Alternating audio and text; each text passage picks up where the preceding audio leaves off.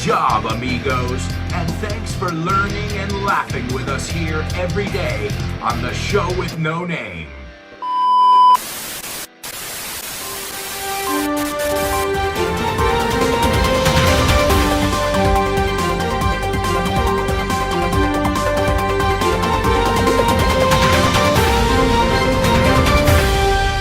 Newsflash. We interrupt our regularly scheduled program to bring you this breaking news. Attention all show with no namers. As of January 2024, the Show with No Name live stream will be available exclusively to my patrons. If you'd like to continue to watch the show daily and participate in real time, join us at patreon.com/Alberto Alonso. And what is Patreon, you may ask? Well, as many of you know, I've been teaching for over 20 years. I've taught all kinds of people, from famous folks to young kids. And with a background in acting, I love communication. I have a radio show that's been on the air for 15 years and a very successful podcast called FYI. I've also written 5 books and have appeared on numerous TV and radio programs. But the thing I'm most proud of is this curious community on Patreon that we are creating every day together. And I really think you should join us.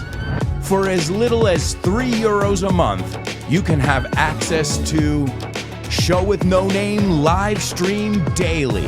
Every week you can get a bonus episode of FYI.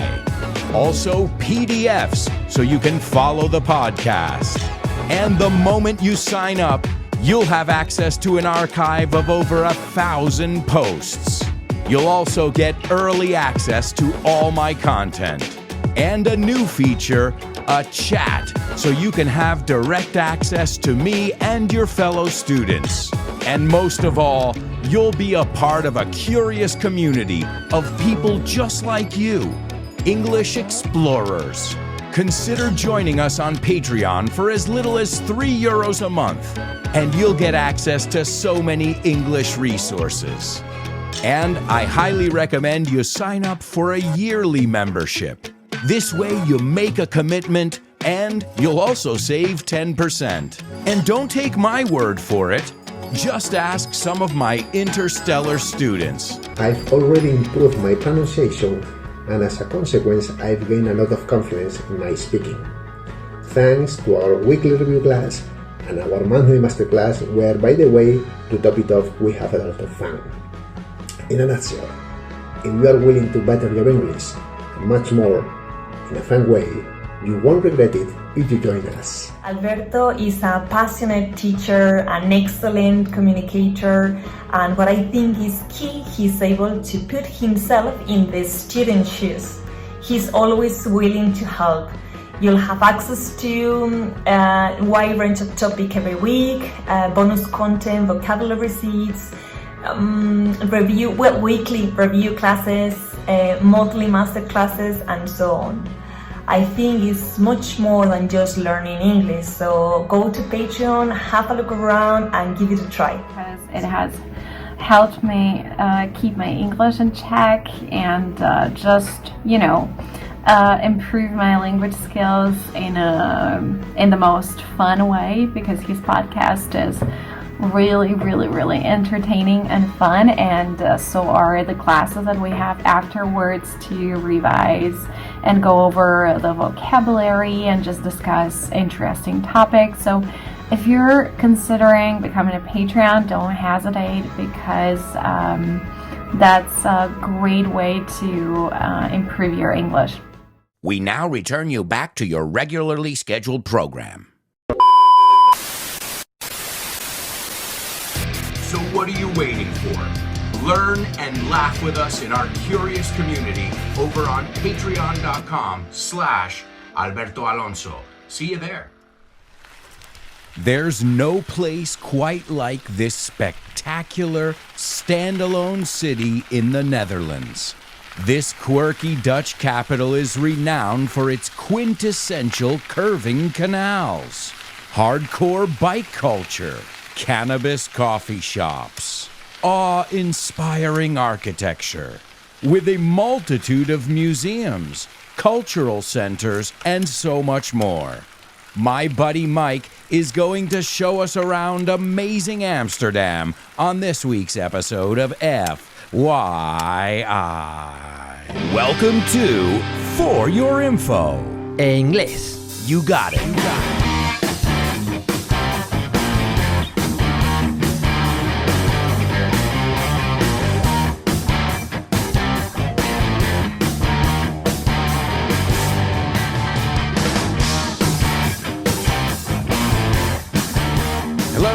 Hello, and welcome to another exciting edition of FYI. And if you haven't heard a topic that you want to hear about, it's because you haven't let me know yet. Just let me know. You can find me on social media, and I'd be happy to add it to the list. Today, we're going to take a look at a fascinating topic, a place I love, and I'm going to talk about it with one of my good buddies, one of my good pals. So, ladies and gentlemen, please welcome my buddy, Mike Morton. Hello, everybody.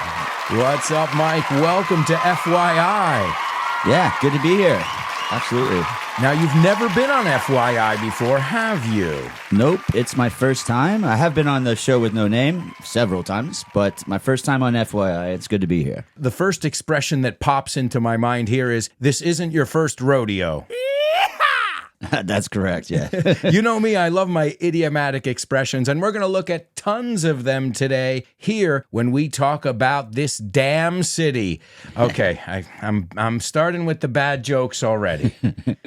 Dad jokes. Oh, you can man. tell you're a dad now, Alberto. Yeah, well, you know, I think I've been telling dad jokes my whole life. They were just called something different, corny jokes before. So, Mike, what makes you... Well, first, tell us about you. Who are you, Mike Morton, the mystery man? I'm from America. I grew up from Florida, North Carolina, that area, East Coast. But I've lived abroad actually more than half my life now. I hit the tipping point in September, so I've been 23 years abroad. So yeah, I've actually been in Europe living longer than in the States. But yeah, I know Alberto. He's a very close friend from when I lived in Madrid. I moved away 12 years ago to a lovely city called Amsterdam, which we're going to talk about. A lovely damn city. Maldito. You know it's going to come up many times. You moved to Amsterdam 12 years ago. I can't believe it, dude. Time really flies. And tell us, you were in Spain, but not just in Madrid. You lived all over Spain too, right? Correct, yeah. I lived in Madrid mostly, but I also lived in Alicante, and I lived in Ibiza several times, and in Dora for little stints. Yeah, I love Spain. It's great to be back. Well, that was my next question. You read my mind. Do you miss Spain? Yes, but I do come back frequently because I do love Spain. And yeah, I'm actually trying to buy a place in the Costa Blanca now. Yeah, I see myself living here in the future, at least part-time. Great, wonderful. But we're not here to talk about España. We're here to talk about Amsterdam, the city that Mike now calls home and has called home for the last 12 years. And Mike, if I'm not mistaken, you're even more qualified to talk about this because of your ancestry. Yeah, that's right. The only ancestors I can trace back definitely to Europe are Dutch, and they moved before it was even the United States. They moved to New York, which at the time was New Amsterdam, in 1660. So wow. Very, very long ago. But yeah, I do have Dutch ancestry. That's cool, man. So I don't know, it's almost full circle, you know? It's the story, you could tell this, it seems like a Broadway play, the all-American musical. And as you said, I mean, the Van Wyck Expressway. New York just screams Dutch. It's a Dutch city. It was called New Amsterdam, as you just said. And you can even see that in the logic, the way people apply logic. But we're not going to talk about the people yet either. First, let's take a look at the intro, because I like to sprinkle a lot of words in the intro, and also we can chat about the different things that we're going to bring up. I started off by saying there's no place quite like this spectacular standalone city in the Netherlands. Now, Mike, you're going to have to forgive my ignorance here. The Netherlands, Holland, is that the same thing? That's most people don't know this, but yeah, the Netherlands is the country, but Holland are the top two provinces, actually. But people often just say it like call the whole place Holland, or Spanish people say Hollandes, like if you're Dutch. Hollanda, Hollandes. Yeah. But the Holland is really just the top two North provinces. Actually. That's a great trivia question. Hey, you might see that at my next trivia night. Now, I also said this quirky Dutch capital, and quirky is like, it's unique, it's strange, it's got its own way, Yeah, absolutely. Yeah, everyone has their opinions and ideas about Amsterdam, but it is a very unique place. A very unique place. And Dutch, we have an expression in English, to go Dutch. Why don't you explain to the listeners what it means to go Dutch? Yeah, that's a funny one. The Dutch have a little reputation for being a bit stingy. Yeah. So, but to go Dutch is an American expression that means if you're on a date with a girl or whoever, you split the bill. You split it 50-50. You go Dutch or double Dutch. Yeah. Right. Well, now, is it true, or is this some kind of stereotype? I have to say, it's often true. Well, stereotypes come, I don't like to generalize myself, but usually stereotypes come from a certain place. It doesn't mean everybody's like that. Now, we're also going to talk about the quintessential curving canals. And man, what an amazing city, huh? I mean, Venice is like that too. There aren't many cities that you get around by boat. Actually, I'm from Fort Lauderdale, Florida, which they call the Venice of America. So it's very similar. But yeah, in Amsterdam, there are canals everywhere. They're man-made canals, over 400 years old. Yeah, they had a golden age back around the mid 1600s. Yeah, they made these canals, and also all around the country. There's so many canals, not just in Amsterdam, but you can really go anywhere in the country by boat. It's quite impressive. And we're going to talk about that in the bonus part. In the bonus part, we're going to look at a lot of fun facts. Also, we're going to look at Mike's and my memories together in Amsterdam, where you picked me up in your boat. I think it's the best way anybody's ever picked me up at the station in my life. But we're not going to talk about that yet. We'll talk about memories and fun facts in the bonus episode. And just a quick reminder, amigos, every week you can have access to a bonus episode where you can get tons of extra content. You can get PDF documents with all the vocabulary, and you can even get classes with me, weekly review classes where we look at the key vocabulary from every episode.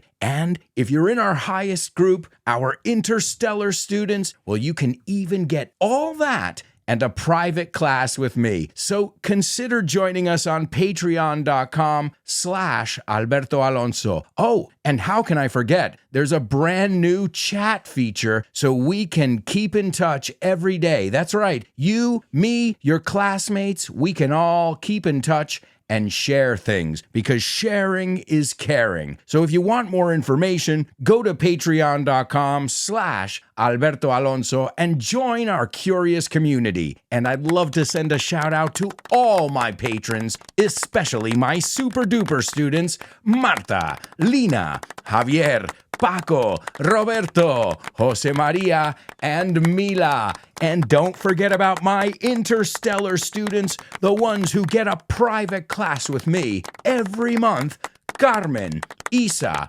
Paco, David, and Edgar. If you guys want to find out how you can become a part of our curious community for as little as €3 a month, go to patreon.com/Alberto Alonso. Now, where were we, Mike? We were talking about the intro, right?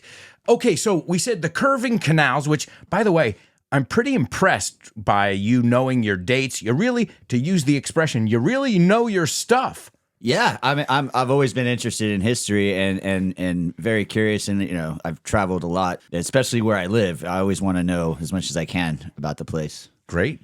You're in the know. What can you tell me about the hardcore bike culture? Because there's no other word for it. They are hardcore about their bikes. Oh yeah, they love to bike around town, and you have to be careful because they might run you over. If you're on the bike lane and you're walking there as a tourist, they will hit you. You have to be careful. But yeah, and it's quite a small city, so you can really bike anywhere in the center in about 15 or so minutes, which is nice. And of course, you can't talk about Amsterdam without talking about cannabis, weed, ganja, wacky tobacco. Let me ask you, Mike, is it true? Does everybody get high all day, every day there? Or is this some kind of misconception? Well, yeah, there are many coffee shops and they sell weed, and it's not even actually legal; it's decriminalized. Gotcha. Which like is different because like in America, the states that do have legal recreational use of marijuana, they have a lot more options, like more edibles and more things than you would think in Amsterdam. But yeah, the thing is, it's mostly tourists or foreigners that smoke most of the weed. When the Dutch, because it's readily available, I think that they smoke mostly when they're younger, is what they said, and then it's not interesting anymore, so they don't smoke as much when they're older. Yeah, they outgrow it is the word that comes to mind. Yeah. Because it's like here in Spain, I noticed it with alcohol. You know, in the States, kids who are like 19, they go nuts on alcohol. When here, well, you can have a glass of wine with your family when you're 14 if you don't abuse it. It's like a taboo thing, right? Exactly. Yeah, I think, like us Americans, we kind of go a bit nuts with the drinking, but my Spanish friends, they can stay all night and not get wasted. When like they'll still drink, but they have a bit more control, I think, in general, about the alcohol. Well, I remember trying a space cake, and we'll talk more about our own memories together. But speaking of, I don't think I have any memories of that. I think I blacked out. Didn't you tell me after I ate it, Alberto, that was the strongest space cake in Amsterdam? I'm like, things that could have been brought to my attention earlier, Mike. Yeah, my bad. Sorry. Mike's that friend, guys. But let's talk a little bit, too, about the awe-inspiring architecture. I mean, those pictures of those buildings with their facades, they're very thin facades. Isn't there a reason for that? Yeah, actually, before they taxed the homes on the width of the buildings, and being cheap Dutch people, they would often just make very narrow houses and build them up to pay less tax. And also that there's always notorious steep stairs in these houses, and they often have hooks in the front where they would put pulleys to lift the furniture in through the windows because they could not fit them in the stairwell. And I heard too that like the houses get wider as you go back, so they had to pay less. So if you look at it, most of the houses in the front are really like thin, and then as they go back, they get wider. Is that true too? Yeah, you often see that as well. But oh man, they thought of anything to save a buck, right? Yep. So also their museums, their cultural centers, and we're going to talk about some of the great places you should see. And Mike's going to even give us some tips off the beaten path. El recorrido menos caminado, And we're going to take a look at that in the bonus part. But Mike, we just talked about Amsterdam. We said a lot of different things. But what is Amsterdam to you in a nutshell? Well, I've lived in London and Madrid, and so I feel like a city guy. And Amsterdam, for me, has everything I want in a city, but in a very small area. So it's very manageable. You can walk a lot of places, like bike anywhere. And so, but there's also lots of action. There's always cultural things. There's lots of like different festivals and things. And so there's always something going on, but it's also I like the smaller size of it. It's manageable, right? We often call it a city village. A city village, it reminds me maybe of Granada in Spain. Like it's a city, but you can manage it. It's not like Madrid or Tokyo or New York where you're like, oh wow, this is a beast. Yeah, I mean, honestly, I moved here to Madrid from London, and at first I found Madrid like almost smaller compared to London. But after living in Amsterdam for 12 years, I find Madrid actually quite big again. It's almost intimidating, even though I lived here for so long. my perspective has changed. It's more of a rural city. I guess the water does that too. The canals, that all of that, and the canals. That's not the only water you have there. You get a lot of rainfall every year, if I'm not mistaken, and it gets dark really early. Tell me a little bit about the weather, because we're talking about how beautiful it is in the canals in 1600s and blah blah blah, but the weather is, let's be honest, pretty crappy, isn't it? Yeah, unfortunately, that's my least favorite thing about the place. The days, this time of year especially, the days just get shorter and shorter, and it's dark and rain. So and it changes a lot. You never know what you're gonna get. Even in the summer, it could be 12 degrees at some point. It's unpredictable weather. Yeah, very iffy weather. Yeah. Yeah, it changes like that. So At the drop of a hat, as we say. and really living in Amsterdam, and especially having a boat and biking, I become addicted to checking the weather apps. Oh, right. So constantly, you need to know if it's gonna rain or what's gonna happen. you Right. know? Yeah. So And what time does it get dark? Like around 4? I remember once I visited you in the winter, and at 4 p.m. it was pitch black. yeah, I really don't like that time of year. I mean, in New York, it gets dark early. At 5 p.m., it's curtains, But there, I was like, it's 4, Mike. And you're like, oh, yeah, no, this is welcome to the winter. But I also remember being there in the summer and, going swimming in the Amstel River. Yeah, that's where the name comes from, Amsterdam.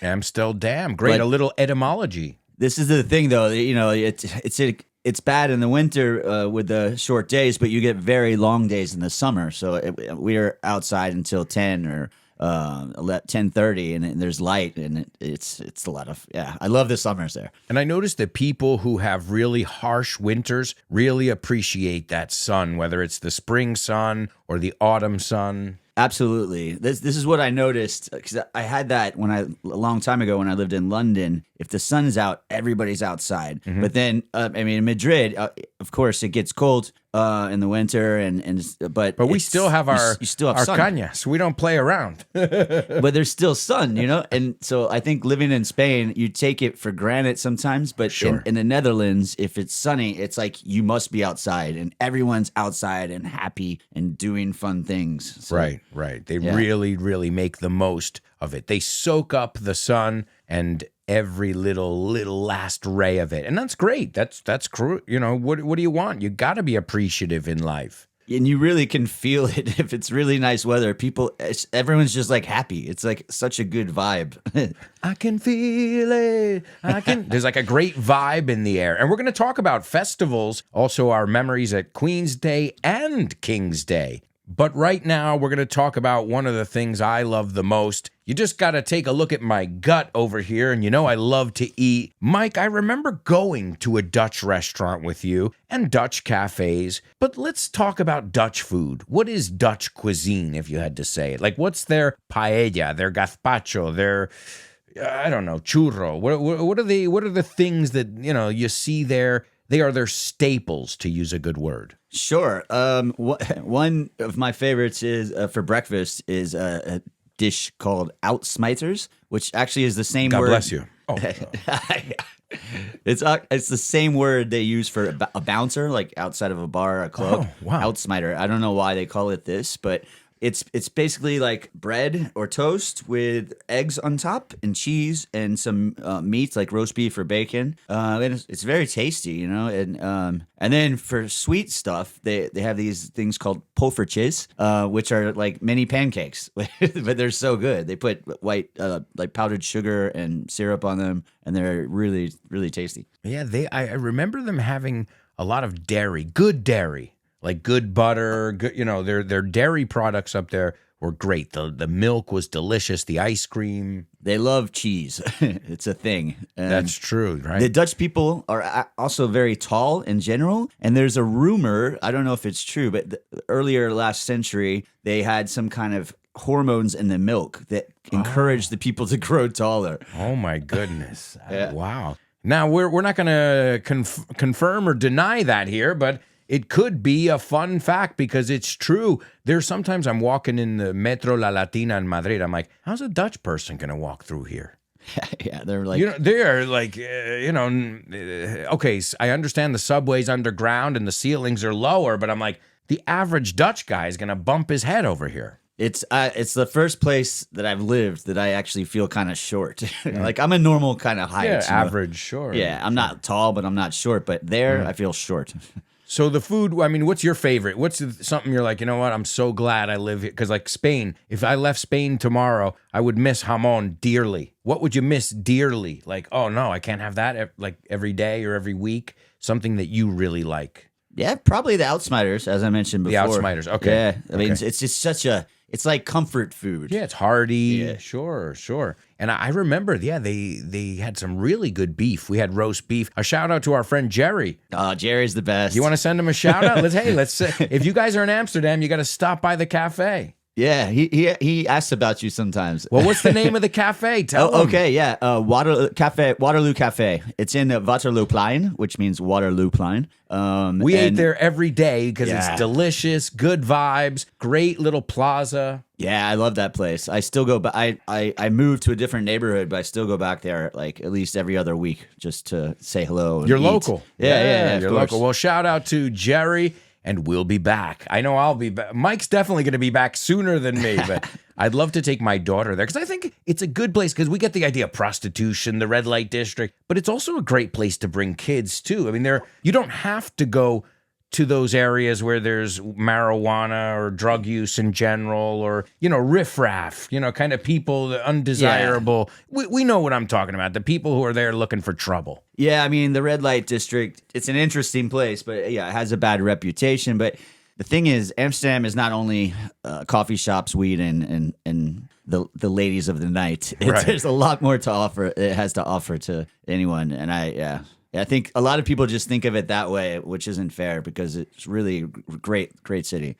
Now, I want to talk a little bit about sports because I know they're really into sports, not only watching sports, but they do sports as well. They're sporty people. Am I right here? Yeah, I mean, they especially biking, but they're some of the best kite surfers and wind surfers come from there because there's a lot of water and there's a lot of wind. So, some of the top kiters and windsurfers are Dutch as well.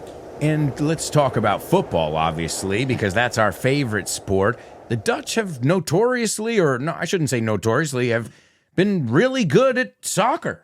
For being such a small country, of course. Cruyff. We can go through a list. We can just go through a list of amazing, not just Van players, Basten. Coaches, players who have contributed to this game. And it's a big culture there. Like, I support Real Madrid. A la Madrid. A la Madrid. But, a la Madrid.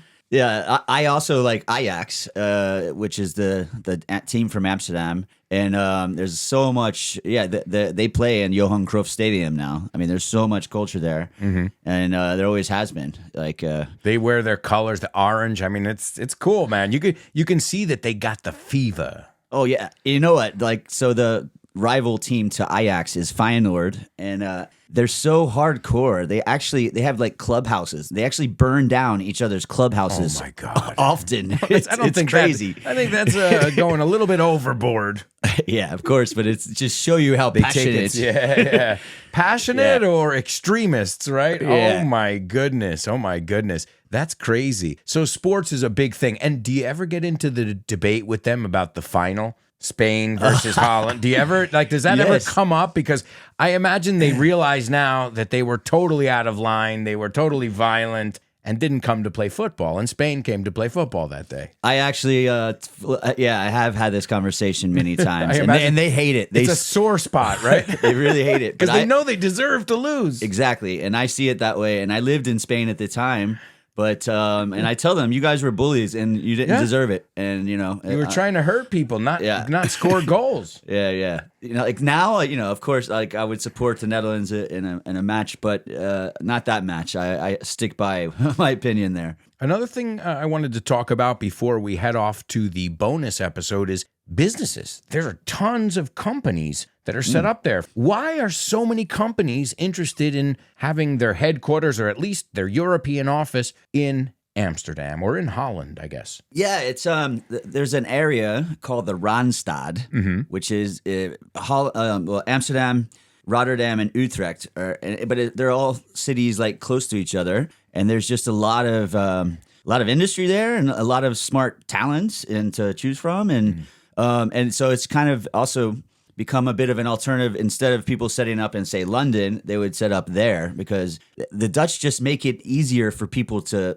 do business. It's user-friendly for right. They're smart that way. You run a business there, and I remember you telling me it was quite easy to get started, to get set up. Yes, there actually is a old school treaty between the U.S. and Holland or Netherlands. It's called the DAFT, but it allows Americans to get an entrepreneurial visa for a year, and that's how I moved there originally. Wow.